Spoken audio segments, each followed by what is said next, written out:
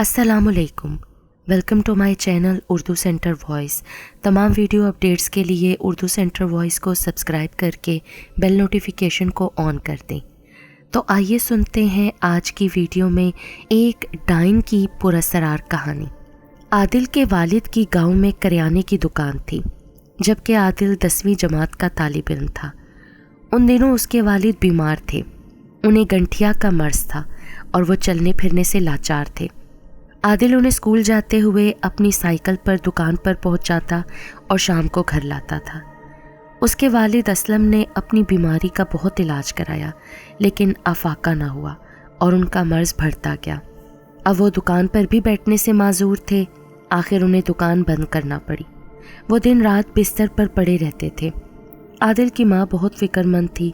अड़ोस पड़ोस के लोग उसे असलम के इलाज के लिए जो भी मशवरा देते, वो बेचारी फ़ौरन उस पर अमल करती, लेकिन असलम की बीमारी ख़त्म ना हो सकी। एक दिन गांव में एक बड़ा हकीम आया। आदिल की माँ को पता चला तो वो असलम को उस हकीम के पास ले गई। वो हकीम काफ़ी बूढ़ा और हिकमत में माहिर था।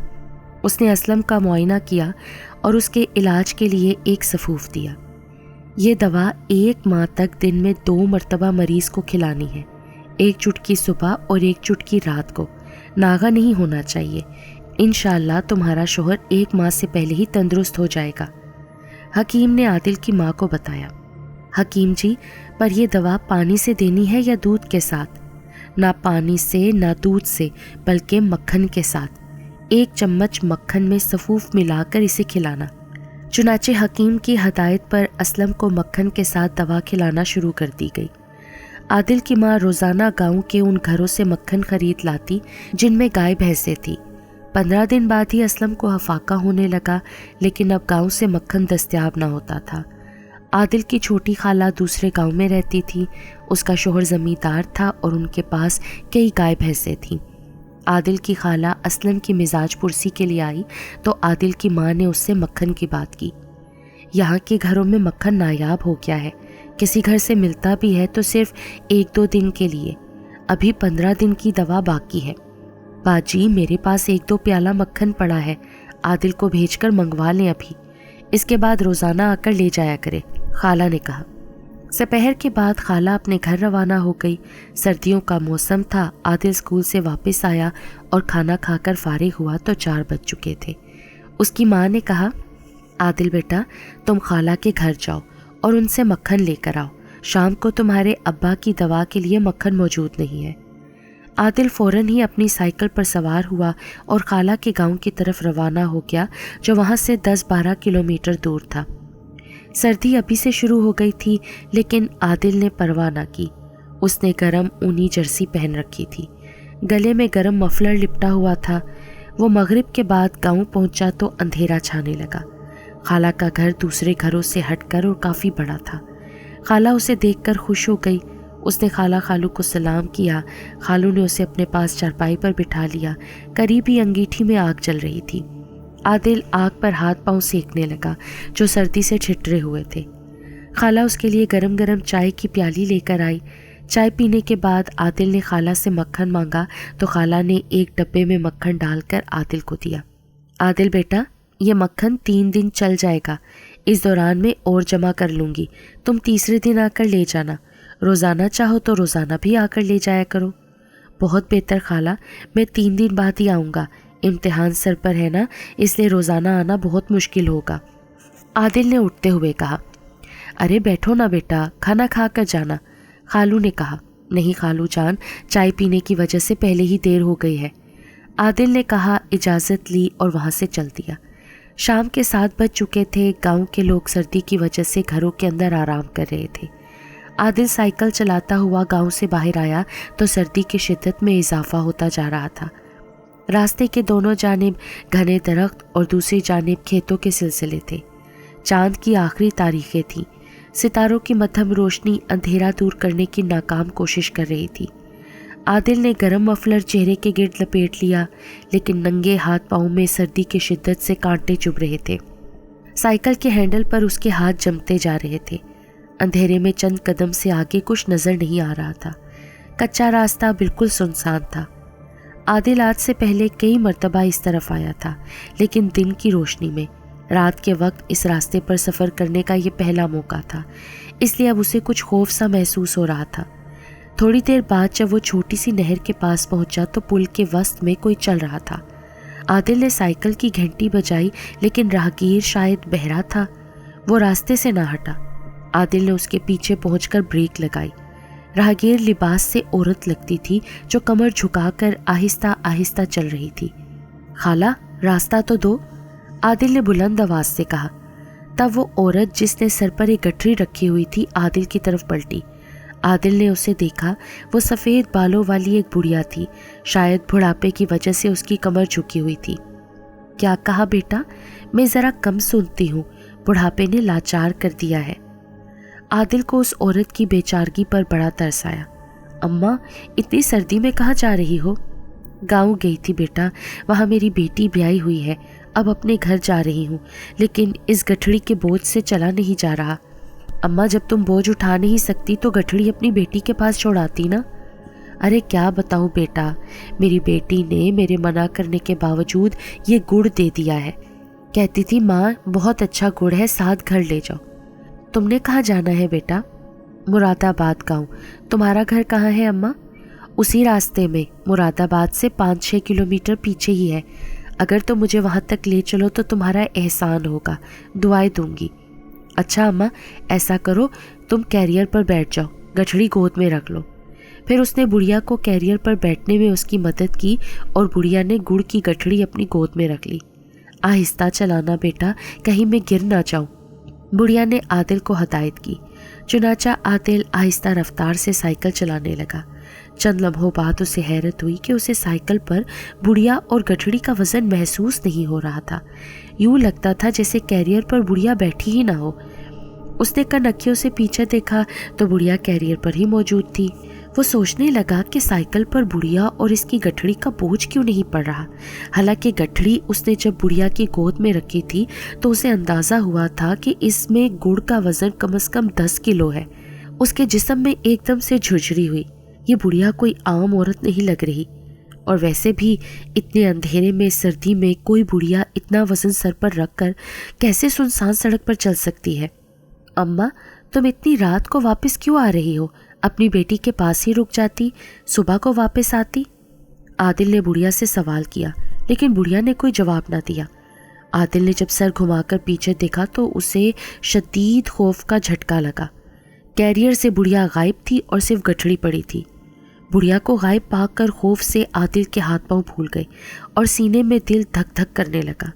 اس نے جلدی سے سائیکل روکی اور اتر کر پیچھے دیکھنے لگا کہ کہیں بڑھیا جھٹکا لگنے سے گر نہ گئی ہو، لیکن ستاروں کی مدھم روشنی میں راستے پر کہیں بڑھیا کا کوئی وجود نہ تھا۔ عادل خوفزدہ ذہن کے ساتھ سوچنے لگا کہ کیا کرے۔ بڑھیا راستے میں نہ جانے کہاں سائیکل سے اتر گئی تھی۔ اگر وہ سائیکل سے گر گئی تھی تو اس کے چیخنے یا درد سے کرہانے کی آواز کیوں نہیں سنائی دی تھی؟ اس کی گٹھڑی کیریئر پر ہی رکھی تھی، اب وہ گٹھڑی کا کیا کرے؟ یہ سوچ کر عادل کا ذہن معاف ہونے لگا۔ کافی دیر گزر گئی، کھڑے کھڑے سردی سے عادل کی ٹانگیں کانپنے لگی۔ پراسرار بڑھیا نہ جانے کون تھی اور کہاں چلی گئی تھی۔ عادل کو خیال آیا کہ بڑھیا کی گٹھڑی اپنے ساتھ لے جائے یا یہی چھوڑ جائے۔ ابھی وہ کوئی فیصلہ کر نہیں پا رہا تھا کہ اسے اپنے پیچھے کسی کی موجودگی کا احساس ہوا۔ اس نے پلٹ کر دیکھا تو بے اختیار اچھل پڑا۔ پراسرار بڑھیا 2 قدم کے فاصلے پر موجود تھی۔ اماں تم کہاں چلی گئی تھی؟ ان درختوں کے پیچھے، پیٹ میں سخت گڑبڑ ہو گئی تھی بیٹا، چلو اب چلتے ہیں، میرا گھر قریب ہی ہے۔ عادل کو تو اب اس بڑھیا سے سخت خوف محسوس ہونے لگا۔ اس نے بڑھیا کو دوبارہ سائیکل پر بٹھایا اور وہاں سے چل پڑا۔ کچھ دور آ کر بڑھیا نے کہا، اب دائیں طرف کو مڑ جاؤ، اس طرف میرا گھر ہے۔ دائیں طرف درختوں کے درمیان سے ایک تنگ سا راستہ جا رہا تھا۔ عادل نے سائیکل اس راستے پر موڑ دی۔ اس راستے کے دونوں جانب کھیتوں کے سلسلے تھے۔ تھوڑی دور آ کر کھیت ختم ہو گئے اور راستے کے دونوں جانب اونچی نیچی قبریں دکھائی دینے لگی۔ عادل پھر خوفزدہ ہو گیا۔ ستاروں کی روشنی میں دور تک قبریں ہی قبریں تھیں اور وہاں کسی آبادی کا کوئی نشان تک نہیں تھا۔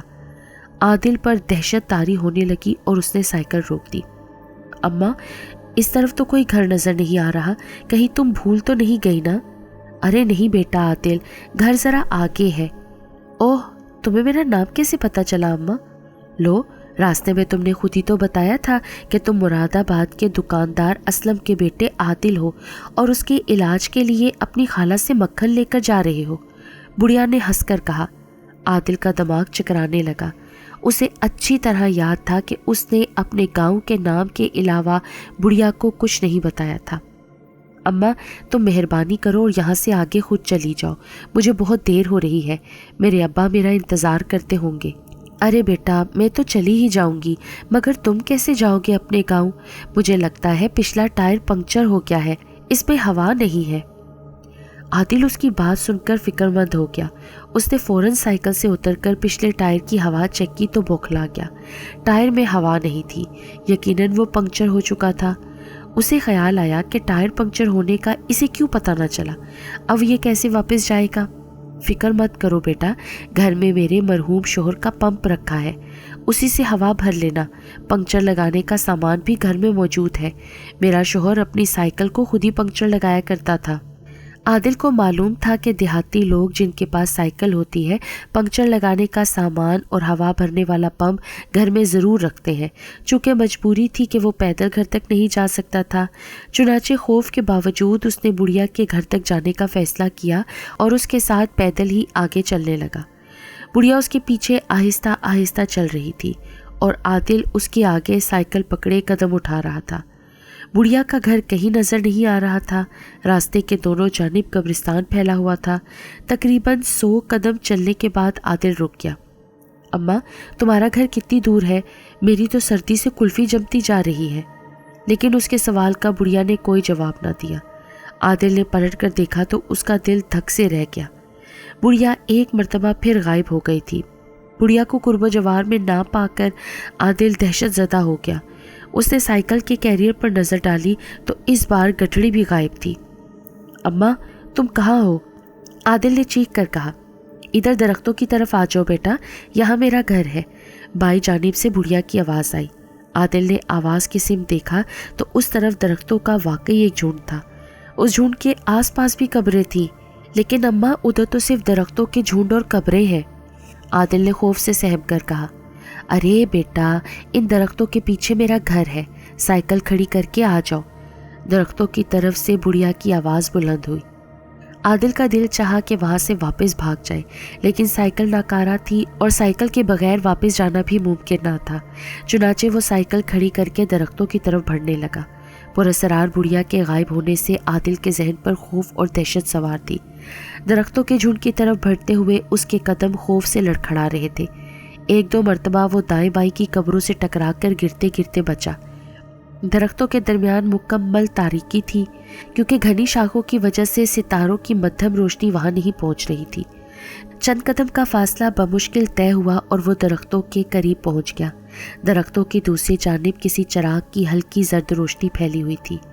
شاید وہ چراغ بڑھیا کے گھر میں جل رہا تھا، لیکن عادل درختوں سے گزر کر دوسری طرف پہنچا تو اس کے منہ سے بے اختیار خوف بھری چیخ نکل گئی۔ اس طرف ایک بلند تعویذ والی قبر تھی، جس کے سرہانے سرسوں کے تیل کا چراغ جل رہا تھا اور قبر کا تعویذ کھلا ہوا تھا۔ عادل بیٹا، اندر آ جاؤ، باہر بہت سردی ہے۔ دفتن اس قبر سے بڑھیا کی آواز بلند ہوئی۔ قبر میں سے آتی بڑھیا کی آواز سن کر عادل کے حواس معطل ہو گئے۔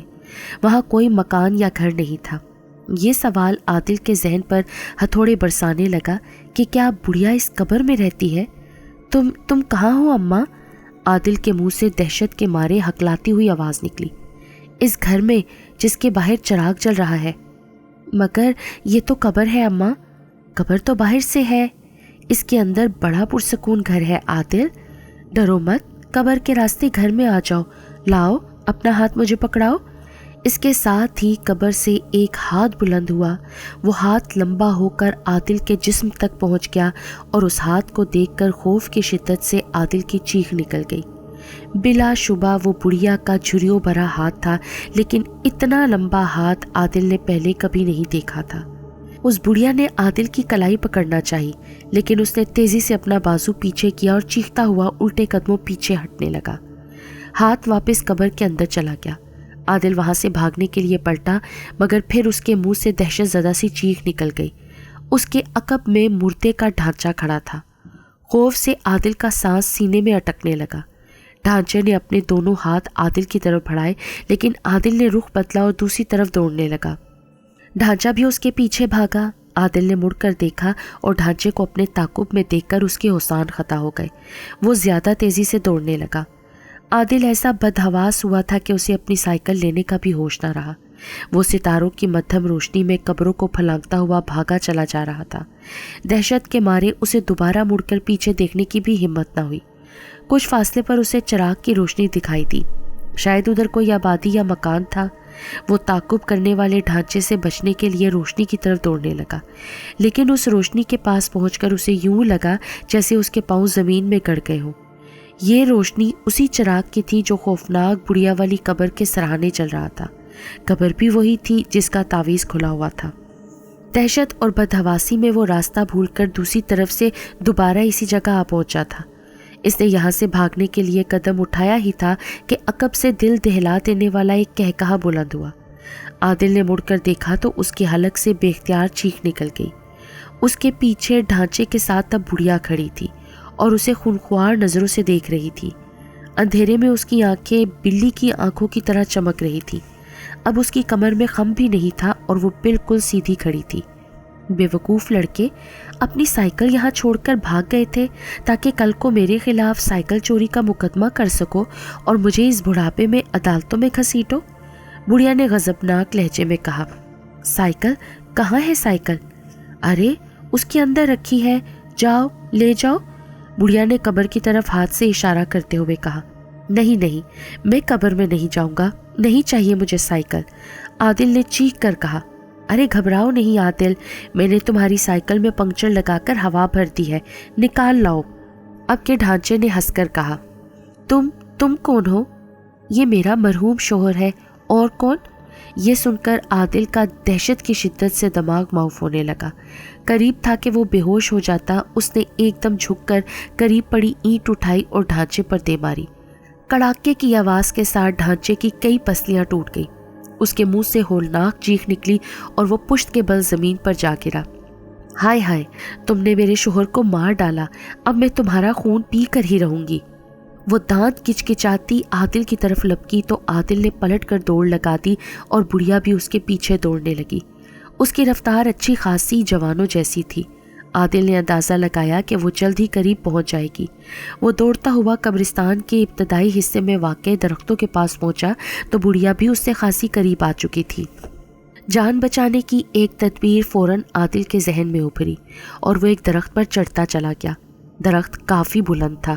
اس نے بلندی پر پہنچ کر نیچے جھانکا تو وہ خوفناک بڑھیا درخت کے نیچے کھڑی اپنی خونخوار چمکتی آنکھوں سے اسے گھور رہی تھی۔ عادل، نیچے آ جاؤ ورنہ میں درخت گرا دوں گی۔ تم کیا چاہتی ہو؟ کون ہو تم؟ میں ڈائن ہوں، دارو ڈائن۔ مجھے تمہارا تازہ گرم خون پینا ہے۔ نہیں، میں نے تو تمہیں بوڑھی عورت سمجھ کر تمہاری مدد کی تھی۔ اچھا تو تم یوں نہیں مانو گے، دارو ڈائن نے غضبناک ہو کر کہا اور درخت کا تنا دونوں ہاتھوں میں پکڑ کر ہلانے لگی۔